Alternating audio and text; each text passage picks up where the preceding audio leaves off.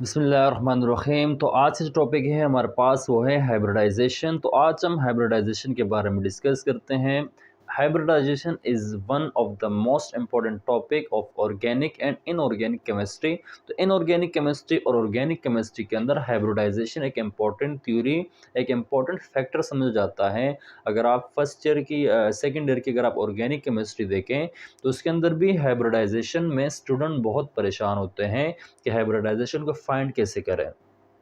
ठीक है। और आज ये भी हम डिस्कस करेंगे कि हाइब्रिडाइजेशन आया क्यों, हाइब्रिडाइजेशन को आना क्यों पड़ा। ठीक है। इसके अलावा और भी बहुत सारी थ्योरीज हैं, वैलेंस बॉन्ड थ्योरी है, मॉलिक्यूलर ऑर्बिटल थ्योरी है, इसके साथ साथ valence shell electron pair repulsion theory है। ठीक है। डिफरेंट थ्योरीज हैं, इसको हम डिस्कस करेंगे। लेकिन आज जो हमारे पास है, हमारे पास है हाइब्रिडाइजेशन। तो हाइब्रिडाइजेशन क्यों आया, ठीक है, इसको भी आज हम डिस्कस करते हैं। हाइब्रिडाइजेशन का कॉन्सेप्ट ये भी हम डिस्कस करेंगे। हाइब्रिडाइजेशन का शॉर्ट ट्रिक वो भी हम डिस्कस करेंगे। SP2 SP3 हाइब्रिडाइजेशन, इसको भी हम डिस्कस करेंगे। ठीक है। और पेपर के पैटर्न के बारे से भी हम इसको डिस्कस करेंगे। तो हाइब्रिडाइजेशन एक बड़ा टॉपिक है, एक इम्पॉर्टेंट टॉपिक है। ठीक है। और एक कॉन्सेप्चुअल टॉपिक है। तो आज हम इसको डिस्कस करेंगे। सबसे पहले दो क्वेश्चन हमारे पास हैं कि हाइब्रिडाइजेशन बर्थ कैसे हुई, हाइब्रिडाइजेशन को आना क्यों पड़ा, इसको हम डिस्कस करते हैं। तो सबसे पहले हमारे पास जो वैलेंसीज हैं। ठीक है। वैलेंसी का मतलब क्या है कि आउटर मोस्ट शेल के अंदर जो इलेक्ट्रॉन मौजूद होते हैं, ठीक है, जो बॉन्डिंग के अंदर पार्टिसिपेट करते हैं, तो हमारे पास क्या है, वैलेंसी है। तो हमारे पास कुछ एटम है, जिस तरह हमारे पास है बेरिलियम, ठीक है, इस तरह हमारे पास है बोरॉन, और इस तरह हमारे पास है कार्बन। ठीक है।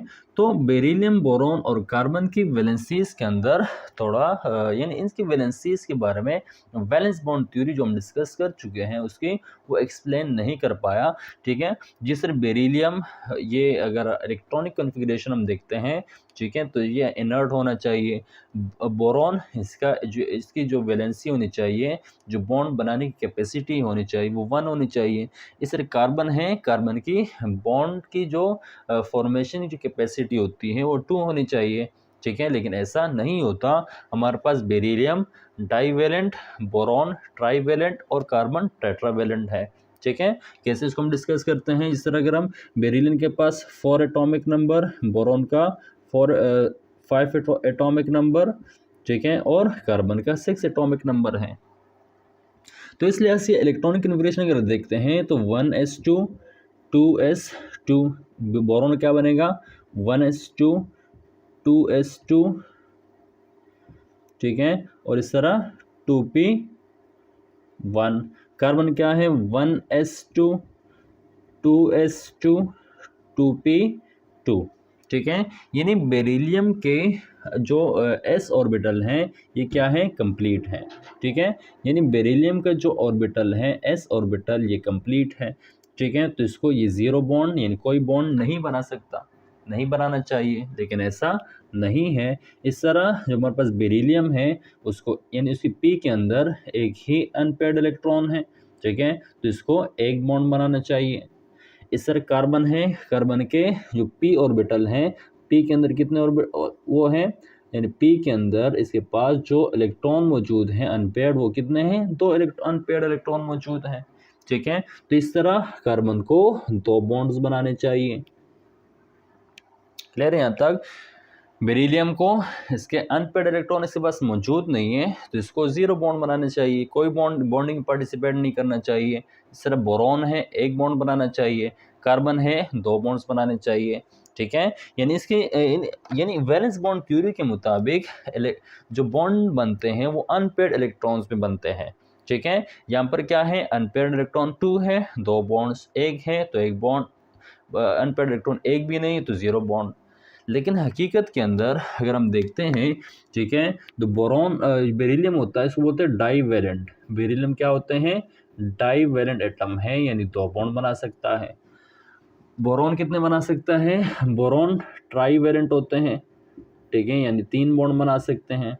और कार्बन टेट्रावैलेंट होते हैं, 4 बॉन्ड बना सकते हैं। ठीक है, कितने बॉन्ड बना सकते हैं? 4 बॉन्ड बना सकते हैं। तो ये जो वैलेंसीज हैं, इन वैलेंसीज को जो VBT है, VBT जिसको हम कहते हैं वैलेंस बॉन्ड थ्योरी, इन वैलेंसीज को एक्सप्लेन नहीं कर पाई, तो इसके एक्सप्लेनेशन के लिए जो थ्योरी आई वो हमारे पास क्या है? हाइब्रिडाइजेशन। ठीक है, तो हाइब्रिडाइजेशन के अंदर हम डिस्कस करते हैं ये क्या डिस्कस करते हैं? हाइब्रिडाइजेशन के अंदर हम ये डिस्कस करते हैं कि कार्बन 4 बॉन्ड कैसे बना सकता है, बोरॉन 3 बॉन्ड कैसे बना सकता है, बेरिलियम 2 बॉन्ड कैसे बना सकता है। तो जो वैलेंस बॉन्ड थ्योरी है उसकी फेलियर की वजह भी क्या बनी? इसकी फेलियर की वजह भी हमारे पास जो बनी वो हमारे पास है वैलेंसीज ऑफ एटम्स। ठीक है, अगर मैं कार्बन को एक्सप्लेन करूं, कार्बन को अगर मैं एक्सप्लेन करूं तो कार्बन को एक्सप्लेन करने के लिए हम अगर देखते हैं कि कार्बन है मेरे पास या हम एग्जांपल ले लेते हैं एक मीथेन। ठीक है, मीथेन हमारे पास होता है CH4। ठीक है, इसे अगर हम स्ट्रक्चर देखते हैं, जो कार्बन है ये सेंट्रल एटम है।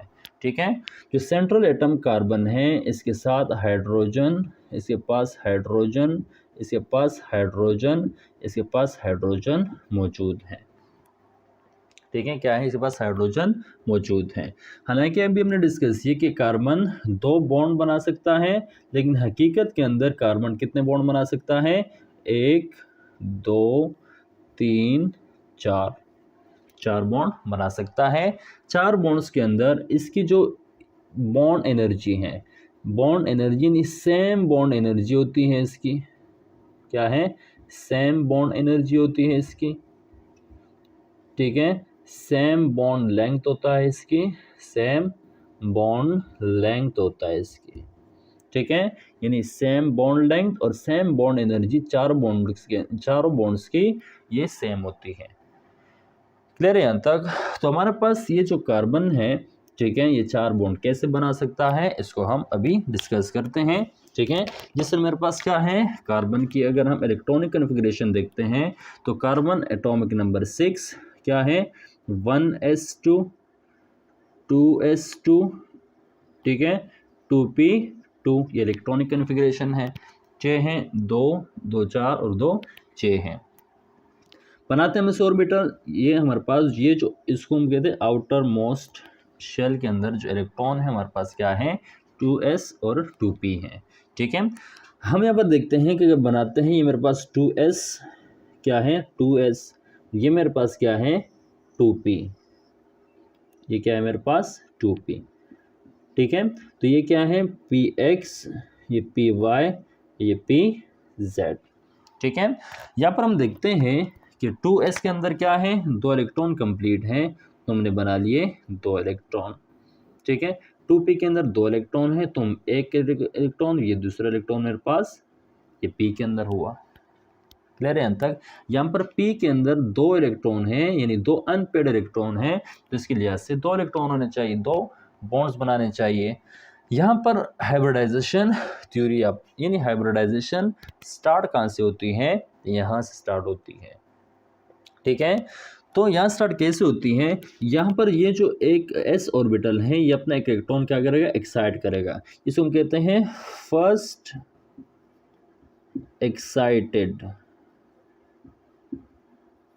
ठीक है, फर्स्ट एक्साइटेड इलेक्ट्रॉन, सही है, यानी इसको स्लाइट एनर्जी मिलेगी और ये क्या करेगा? जंप कर लेगा। ठीक है, तो जब ये यहाँ पर जंप करेगा, ठीक है, एक इलेक्ट्रॉन एक इलेक्ट्रॉन यानी 2s के इलेक्ट्रॉन जंप करेगा 2p के अंदर। ठीक है, तो 2p के अंदर जब इलेक्ट्रॉन जंप करेगा तो ये बनेगा हमारे पास 4 बॉन्ड। ठीक है, यहाँ से एक इलेक्ट्रॉन जंप किया, कहाँ पर आ गया? यहाँ पर।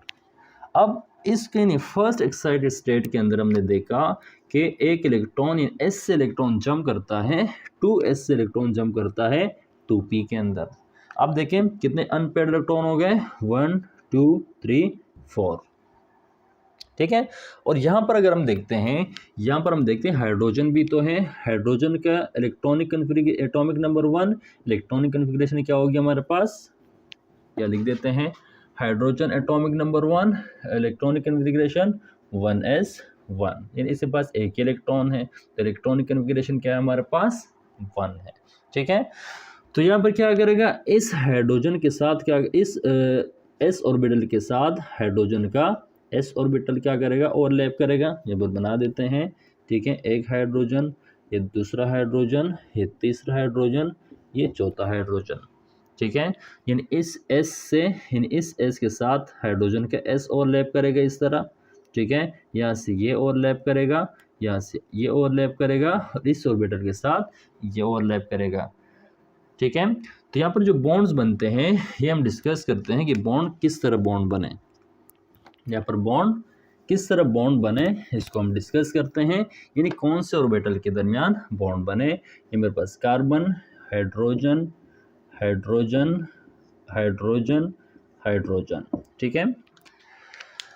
देखिए यहाँ पर हाइड्रोजन, कार्बन का एस, ठीक है, यानी एस ऑर्बिटल है, हाइड्रोजन का एस ऑर्बिटल है, यानी एक कार्बन हाइड्रोजन का एस ऑर्बिटल, कार्बन का एस ऑर्बिटल। यहाँ पर देखें हाइड्रोजन का एस ऑर्बिटल, इसका कार्बन का पी ऑर्बिटल, ठीक है। तो ये हमारे पास एस ऑर्बिटल हाइड्रोजन का, पी ऑर्बिटल कार्बन का। इस तरह ये एस ऑर्बिटल हाइड्रोजन का, पी ऑर्बिटल कार्बन का, यहाँ पर एस, यहाँ पर पी, यहाँ पर एस, यहाँ पर एस, और यहाँ पर पी ऑर्बिटल। यहाँ पर देखें कौन कौन से ऑर्बिटल बन गए। ऑर्बिटल क्या है, एस एस के दरमियान एक बॉन्ड, एस पी के दरमियान, एस पी के दरमियान, और एस पी के दरमियान, ठीक है। टोटल 4 बॉन्ड बने, S S, S P, S P, S P, यानी 3 एस के दरमियान और एक एस के साथ बॉन्ड बना। तो कितने बॉन्ड बन गए, 4 बॉन्ड बन गए। कितने बॉन्ड बन गए, 4 बॉन्ड बन गए। अब ये 4 बॉन्ड क्या एक जैसे होना चाहिए, एक जैसे तो बिल्कुल नहीं है। इसमें एस एस के दरमियान जो बॉन्ड है वो अलग होगा, एस पी के दरमियान जो बॉन्डिंग है वो क्या होगी, वो एक जैसे होगी, ठीक है। यानी 3 बॉन्ड एक जैसे होने चाहिए, एक बॉन्ड अलग होना चाहिए। ऐसा ही है ना कि 3 देखिए S P, S P, S P, 3 bond S P के बॉन्ड्स हैं। चौथा क्या है, एस एस के दरमियान बॉन्ड है। तो 3 बॉन्ड एक जैसे होने चाहिए और चौथा बॉन्ड अलग होना चाहिए। लेकिन प्रैक्टिकली, एक्सपेरिमेंटली चारों बॉन्ड्स क्या है, यानी मीथेन मॉलिक्यूल के, यानी मीथेन मॉलिक्यूल के चारों बॉन्ड क्या है, इक्वल, एक यानी हर तरह से इक्विवेलेंट होते हैं, ठीक है। यानी सेम बॉन्ड लेंथ होती है, ठीक है। इसे सेम बॉन्ड एनर्जी होती है, यानी इस हाइड्रोजन और इस कार्बन के दरमियान, इस हाइड्रोजन इस कार्बन के दरमियान, इस हाइड्रोजन इस कार्बन के दरमियान, यानी ऑल एक्सपेक्ट से क्या होते हैं, यानी हर तरह से चारों बॉन्ड एक जैसे होते हैं। यानी 3 बॉन्ड अलग और एक बॉन्ड अलग, ऐसा बिल्कुल नहीं था। चारों के चारों bond experimentally same bond length, same bond energy, ठीक है, सेम बॉन्ड एंगल, सब क्या थे, इक्वल थे, ठीक है।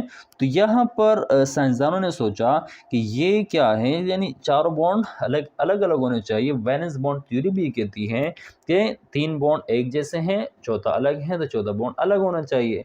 लेकिन एक्सपेरिमेंटली सब कुछ क्या थे, all the bond of methane molecule are equivalent with all aspects, ठीक है। चारों हर तरह से ये क्या थे, सेम थे, ठीक है। तो इसको एक्सप्लेन करने के लिए हमारे पास जो थ्योरी आ गई, हमारे पास क्या थी, हाइब्रिडाइजेशन की थ्योरी थी। उसको हम डिस्कस करते हैं कि क्या हुआ है, सही है। तो अभी हम क्या डिस्कस करते हैं, इसी को हम आगे डिस्कस करने जा रहे हैं। क्लियर है यहाँ तक। तो मेरे पास क्या था, carbon atomic number 6, 1s2, 2s2, 2p2। Clear है यहाँ तक। अब यहाँ पर देखते हैं, ये हमारे पास क्या है, आउटर मोस्ट शेल है। तो 1s2 के अंदर 2 इलेक्ट्रॉन, इस तरह 2p के अंदर क्या होते हैं, ये हमारे पास 2s, ये हमारे पास क्या है, 2p। 2p के अंदर एक अनपेयर्ड, दूसरा अनपेयर्ड इलेक्ट्रॉन यहाँ पर मौजूद हैं, ठीक है। तो हाइब्रिडाइजेशन की थ्योरी क्या कहती है, इसको हम एक्सप्लेन करते हैं। तो सबसे पहले ये इलेक्ट्रॉन फर्स्ट एक्साइटेड स्टेट के अंदर, फर्स्ट एक्साइटेड स्टेट के अंदर क्या होगा, ये एक इलेक्ट्रॉन कहाँ जंप करेगा, जंप करेगा पी के, यानी 2s से इलेक्ट्रॉन जंप करेगा 2p में। तो हमारे पास क्या बनेगा, 4 ऑर्बिटल्स बनेंगे। कितने ऑर्बिटल्स बनेंगे, 4 ऑर्बिटल्स बनेंगे। और 4 ऑर्बिटल्स की एनर्जी और शेप सबके क्या होगा, बराबर होगा, ठीक है। ठीक है, 1 2 3 4 बॉन्ड बन गए। जब ये इलेक्ट्रॉन यहाँ पर, इस इलेक्ट्रॉन यहाँ पर क्या किया है, जंप किया है, तो 1 2 3 4 बॉन्ड बन गए। ठीक है, अभी 4 जो बॉन्ड बन गए, ये चारों यानी 3 ये और 1 ये, जब हम इस कंबाइन हो गए तो हमारे पास बने 4 हाइब्राइड ऑर्बिटल। ये जो ऑर्बिटल बने इसको बोलते हैं हाइब्राइड ऑर्बिटल। क्या बने, हाइब्राइड ऑर्बिटल्स। ठीक है, अब यहाँ पर देखें 2s और 2p में ये क्या हुआ, यानी 2s से इलेक्ट्रॉन जंप किया 2p के अंदर। तो हाइब्रिडाइजेशन की थ्योरी भी हमें ये बताती है, अभी मैं यहाँ पर डेफिनेशन मैंने एक्सप्लेन नहीं किया था, तो इसको देखते हुए आप इसको डेफिनेशन देख सकते हैं कि the mixing of different atomic orbitals to produce the same number of equivalent orbital having same shape and energy called hybridization। ठीक है, हाइब्रिडाइजेशन की पॉइंट क्या है कि एक ही सेम एटम के अंदर सेम ऑर्बिटल्स या नियरली सेम ऑर्बिटल्स आपस में क्या करते हैं, इंटरमिक्स होते हैं और नए किस्म के जो क्या देते, नए किस्म के ऑर्बिटल्स देते हैं जिसकी शेप और एनर्जी क्या होती है, बराबर होती हैं। ठीक है, अब ये चारों ऑर्बिटल्स बन गए, ये यहाँ पर क्या है 2s और 2p, यानी s और p के दरमियान क्या बने, यानी एक s, यानी एक s है, ये s है, और 3p के ऑर्बिटल्स बने तो क्या बना, sp3 हाइब्राइड ऑर्बिटल्स। ठीक है, तो अब ये जो पहले s था ये क्या था, p था, अब ये क्या बना, यानी हर ऑर्बिटल ये बना sp3 ऑर्बिटल, ये बना sp3 ऑर्बिटल, ये बना sp3 ऑर्बिटल, इस तरह ये भी क्या बना, sp3 हाइब्राइड ऑर्बिटल्स। ठीक है, यानी ये चारों ऑर्बिटल कंबाइन हो गए, इसने एक हाइब्राइड ऑर्बिटल बनाया जो क्या है, sp3 sp3 sp3 sp3 hybrid orbitals. ठीक है, तो ये कॉन्सेप्ट क्या है, किस चीज़ का है, हाइब्रिडाइजेशन का है। क्लियर है यहाँ तक। तो हाइब्रिडाइजेशन के अंदर एक दूसरा पॉइंट अगर हम ऐड करना चाहें कि इसके अंदर क्या होता है, सेम और nearly same atomic orbitals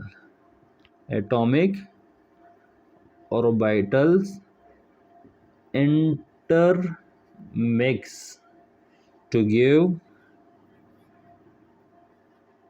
new orbitals। ठीक है, क्या है, सेम और नियरली सेम और atomic orbitals intermix to give new orbitals. देखें यहाँ पर, देखें यहाँ पर 2s है और यहाँ पर क्या है 2p है, ये क्या है, इनकी एनर्जी स्लाइटली सेम है, स्लाइटली क्या है, या नियरली सेम एनर्जी है। ठीक है, ऐसा नहीं अगर 1s से अगर आप 2p में जंप कराते हो तो ऐसा बिल्कुल भी नहीं हो सकता। हाइब्रिडाइजेशन ये नहीं कहता, हाइब्रिडाइजेशन कहती है कि सेम हो या नियरली सेम हो। अगर ये 2s है तो 2p में इलेक्ट्रॉन जंप कर सकता है, यहाँ पर अगर 3s हो तो 3p में जंप कर सकता है।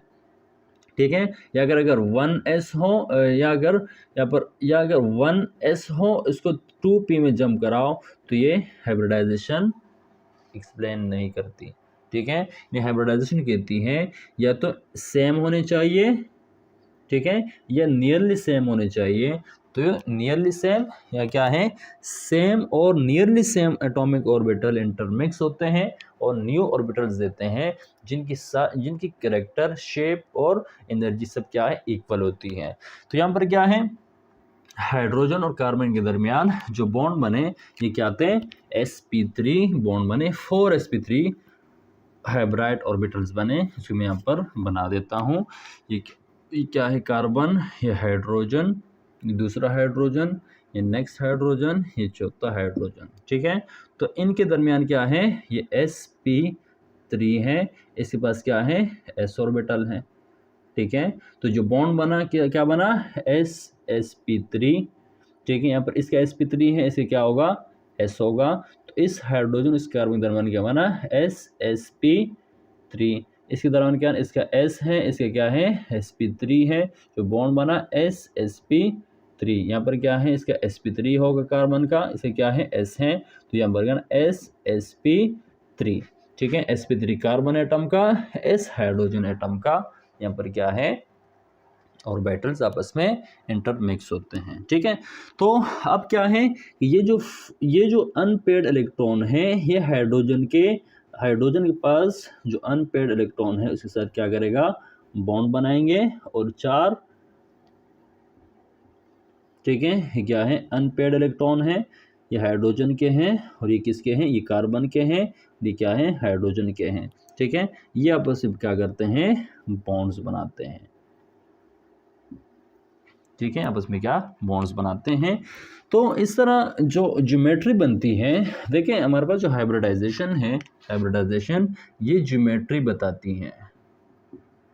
ठीक है, नॉट शेप, ओनली ज्योमेट्री। तो कार्बन है, ठीक है, कार्बन का हमारे पास क्या है, ये कार्बन का एक, ये कार्बन का दूसरा, तीसरा, और क्या है, 4, इसके पास क्या है, हाइब्राइड ऑर्बिटल्स हैं। ठीक है, ये कार्बन के हैं, इसके साथ कौन, हाइड्रोजन का s ऑर्बिटल बाइंड करता है। ठीक है, तो इस तरह हमारे पास जो 4 बॉन्ड बनते हैं, तो हमारे पास क्या बनते हैं, CH4। इसकी ज्योमेट्री होती है टेट्राहेड्रल। ठीक है, तो ये हमारे पास क्या है, हाइड्रोजन की जो ज्योमेट्री बनती है, क्या बनती है, टेट्राहेड्रल। इसकी ज्योमेट्री इस तरह बनती है। क्लियर है यहाँ तक? ठीक है, तो ये तो थोड़ा बहुत समझ में आ चुका होगा कि हाइब्रिडाइजेशन क्या क्यों आया। तो हाइब्रिडाइजेशन इस चीज़ को एक्सप्लेन करने के लिए, यानी जो हाइब्राइड ऑर्बिटल एक ही एटम के अंदर नियरली सेम या सेम ऑर्बिटल जब इंटरमिक्स करते हैं, जो न्यू हाइब्राइड ऑर्बिटल्स प्रोड्यूस करते हैं, जिसकी शेप और एनर्जी क्या होती है, बराबर होती हैं। ठीक है, अब हम डिस्कस करते हैं कि हाइब्रिडाइजेशन कहाँ कहाँ हो सकती हैं। देखें, hybridisation is occur fully filled orbital। ठीक है, hybridisation is can occur half filled orbital। ठीक है, hybridisation can occur in empty orbital. ठीक है, इन सब के अंदर हाइब्रिडाइजेशन हो सकती है। ठीक है, सब के अंदर क्या हो सकती है, हाइब्रिडाइजेशन का प्रोसेस हो सकता है, फुली फील्ड के अंदर भी, हाफ फील्ड के अंदर भी, और एम्प्टी ऑर्बिटल्स के अंदर हाइब्रिडाइजेशन का प्रोसेस हो सकता है। ठीक है, तो नेक्स्ट हमारे पास क्या है, नेक्स्ट हमारे पास जो आता है hybridisation, hybridisation only applied for, यानी हाइब्रिडाइजेशन के अंदर जो इस्तेमाल होता है, यानी हाइब्रिडाइजेशन एक्सप्लेन करता है सिग्मा एंड लोन पेयर। ठीक है, यानी हाइब्रिडाइजेशन जिस चीज़ को एक्सप्लेन करती है वो तो सिग्मा बॉन्ड है और लोन पेयर है। यानी हाइब्रिडाइजेशन के अंदर सिग्मा और लोन पेयर पार्टिसिपेट करते हैं, इसमें पाई बॉन्ड का कोई लेना देना नहीं है। यानी पाई बॉन्ड का कॉन्सेप्ट हाइब्रिडाइजेशन बिल्कुल एक्सप्लेन नहीं करती, वो सिर्फ सिग्मा और लोन पेयर पर डिपेंड करता है कि एटम के अंदर लोन पेयर कितने हैं और एटम के अंदर सिग्मा बॉन्ड कितने हैं। ठीक है, सिग्मा और लोन पेयर ही इसके अंदर हाइब्रिडाइजेशन के प्रोसेस कर सकते हैं। ठीक है, तो ये हमारे पास क्या था, ये हमारे पास था हाइब्रिडाइजेशन। तो हाइब्रिडाइजेशन में ये हमने आज डिस्कस किया कि हाइब्रिडाइजेशन को आना क्यों हुआ, हाइब्रिडाइजेशन की बर्थ क्यों हुई। ठीक है, तो अब इसको हमने एक्सप्लेन किया। सबसे पहली चीज़ हमने इसके अंदर एक्सप्लेन की कि हाइब्रिडाइजेशन के अंदर जो वैलेंसीज हैं बेरिलियम, बोरॉन और कार्बन की, उन वैलेंसीज को कौन एक्सप्लेन नहीं कर पाया, वैलेंस बॉन्ड थ्योरी एक्सप्लेन नहीं कर पाए, तो उसको एक्सप्लेन किसने किया, हाइब्रिडाइजेशन ने एक्सप्लेन किया। ठीक है, अब देखें, अगर मैं यहाँ पर देखता हूँ, मेरे पास एक क्या है, एक 1s है, ठीक है, और 2p है। ठीक है, यानी यह मैं लिखता हूँ यहाँ पर, मेरे पास है एक s और एक p। ठीक है, तो ये जो ऑर्बिटल बनेंगे हमारे पास क्या होगा, sp ऑर्बिटल। सही है, पहले नंबर पर। दूसरे मेरे पास क्या है, अगर 1s है और 2p हैं तो क्या बनेगा sp2। इस तरह अगर मेरे पास हैं 1s और इस तरह 3p हैं तो जो ऑर्बिटल्स बने क्या बनेगा, एक s क्या है 3p तो sp3। फिर मेरे पास हैं 1s 3p 1d तो क्या बनेगा, तो यहाँ पर बनेगा sp3d। ठीक है, इस तरह अगर मेरे पास हैं 1s 3p ठीक है 2d तो क्या बनेगा sp3d2। क्लियर है यहाँ तक। तो ये क्या हमारे पास, अगर एक s ऑर्बिटल है एक p ऑर्बिटल है, जो ज्योमेट्री बनेगी या जो हाइब्रिडाइजेशन हो गया वो क्या है sp ऑर्बिटल। ठीक है, 1s 2p तो sp2 ऑर्बिटल, 1s 3p तो sp3 हाइब्रिड ऑर्बिटल्स बनेंगे। ठीक है, अगर हम देखते हैं तो sp हमारे पास क्या होती है, लीनियर ज्योमेट्री होती है। ठीक है, sp2 की क्या होती है, ट्राइगोनल प्लेनर होती है। ठीक है, इस तरह हमारे पास जो sp3 होती हैं हमारे पास वो क्या होती हैं, टेट्राहेड्रल। क्या होती हैं, टेट्राहेड्रल। ठीक है, ये जो हमारे पास है हमारे कोर्स के अंदर एक्सप्लेन नहीं हुआ है, लेकिन ये भी क्या है, अगर sp3d है तो ये क्या है, ट्राइगोनल बाइपिरामिडल। ठीक है, इस तरह हमारे पास ये भी है जो हमारे कोर्स के अंदर यहाँ तक एक्सप्लेन किया जा चुका है। ठीक है, तो 1s 1p तो बनाएगा sp और इसकी ज्योमेट्री होगी लीनियर। क्लियर है यहाँ तक। तो यहाँ तक हमारे पास ये था इंट्रोडक्शन यानी कॉन्सेप्ट ऑफ हाइब्रिडाइजेशन। ये हमारे पास टॉपिक था, इसके अंदर हमने एक्सप्लेन किया है शॉर्ट तरीके से हाइब्रिडाइजेशन क्यों आना पड़ा, हाइब्रिडाइजेशन क्यों आना पड़ा। ठीक है, तो ये आज हमारे पास टॉपिक था। इसके बाद हम हाइब्रिडाइजेशन के अंदर जो sp है, sp2 है, sp3 है, इसकी शॉर्ट ट्रिक, इसकी एक्सप्लेनेशन, इसको इंशाल्लाह नेक्स्ट वीडियो के अंदर हम इसको एक्सप्लेन करते हैं।